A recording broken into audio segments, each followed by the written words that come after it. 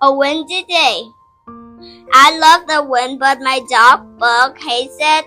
Bug has big ears. When he goes outside, the wind blows his ears straight up.